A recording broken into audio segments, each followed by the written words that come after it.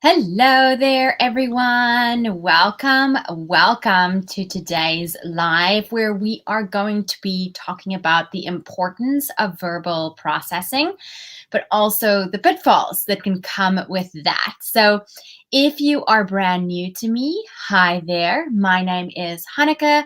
I am a certified and award-winning life coach with over 16 years of experience growing businesses in various industries. And I'm also the author of the Up Level Project. And I mainly help my clients today who are all multiple 6 to 7 figure entrepreneurs to scale beyond that in a sustainable way that gives them higher profits and more freedom. So that is me.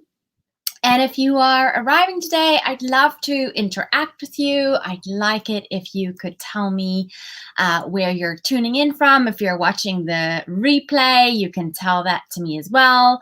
And then if you are currently here, I would also love to hear how in alignment with your goal you are feeling this week.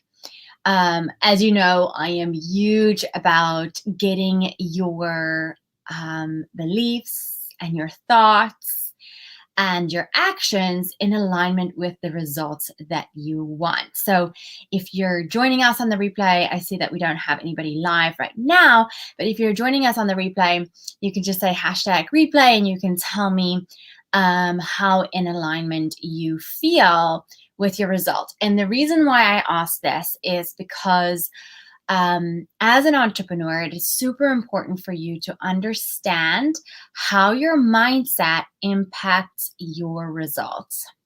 And so in my book, The Up Level Project, I speak about that quite a bit.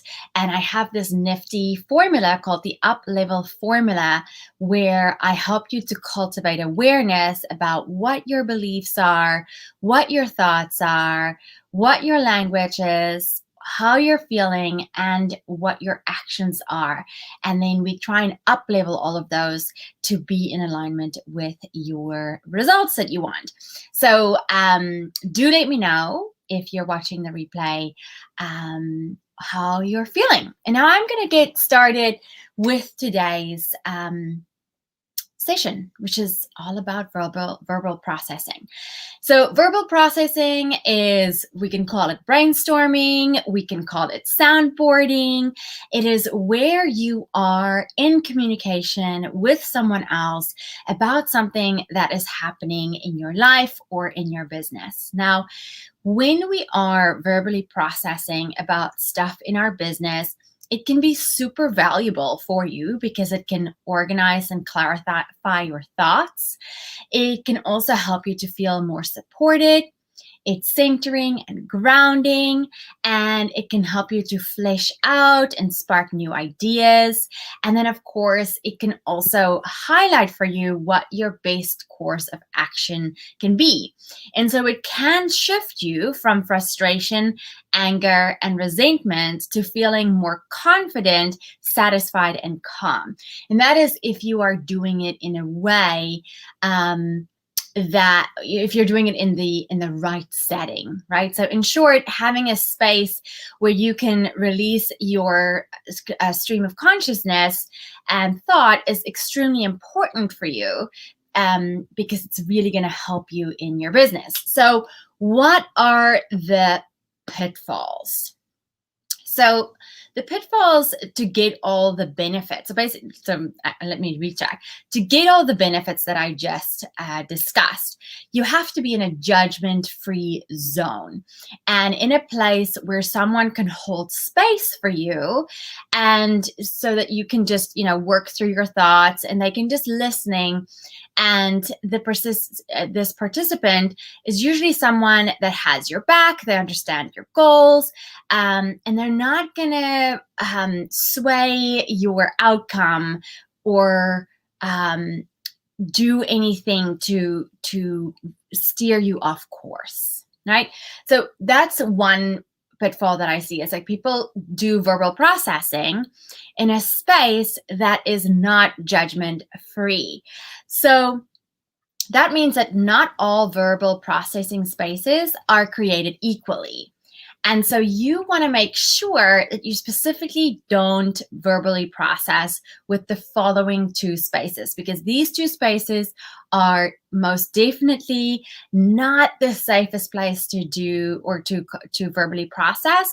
And it can be a space that can do more harm than good for you and the person that you are doing your verbal processing with. So number one is when you are venting to an employee or trying to discuss certain business challenges with an employee who it's not part of their job description, it's not in their area or in their department, and you are just blurting out everything that's going on and the frustration that you might have, etc. When you do this, you can make your employee feel very anxious because number one, this is not their business. They don't understand where you're going. Hi, if you're tuning in, just say hello to us, where you're from, where you're tuning in from. So if you are speaking to your employee, and they are not this is not their department that you're talking about, or you're talking about a bigger business challenge that you're having, you are going to make them feel unsafe, and you're most likely going to build or break their trust in you. And that can be super detrimental to the future of your business and the relationship that you have with your employee. And specifically, never ever, we all know this, discuss one employee with another employee, right? Like that is a surefire way to just break everybody's trust in you, in your ability to lead them, and also just create a work environment that's not going to be so safe for you. The other thing is why an employee is not the best space for you to verbally process with is your employee has a very limited view of what is going on in the business. And you have an extremely large overview of what's happening. So you're basically asking your employee to make decisions for you and to give you feedback with very limited information, with only a little bit of the true picture and a little bit of the ingredients and everything that's going on information. So that's just something to really guard yourself against. Then the other situation or space that you don't want to verbally process in is with friends or family. And this is specifically true. Actually, it's just true through the board. So very interestingly, as a certified coach, in coaching school, it's sort of hammered into you that we are not allowed, ethically, it's not the best practice for us to coach our family or our friends. And the reason for that is because as a coach, you come in and you are supposed to be that judgment-free, agenda-free person. But when it comes to family, when it comes to our friends, it's very difficult to detach ourselves from that specific thing, right? Like from being our own agenda and our biases and our limits that we think and feel and believe about our family. And that is also why, as a business owner, it's not the best idea for you to verbally process with friends and family. And I think most of us have already,